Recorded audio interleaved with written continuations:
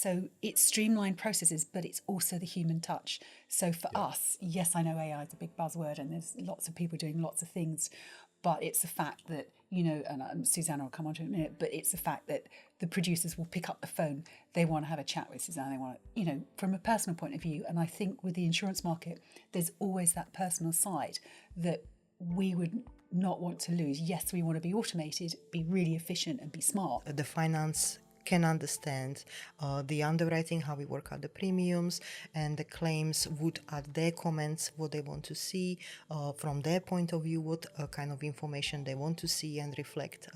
So I think it's really important to implement, to get the key person from each of your departments to work with you while developing this software.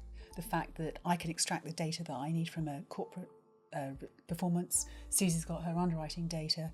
It can provide all the different elements. So, I think that's been also really helpful, again, understanding what the system can do. Let's say processing one quote, what it used to take me half an hour, now takes me 10 to 15 minutes to work out the price, following, obviously, my guidelines. But the platform is able to give me different warnings, what I'm looking at.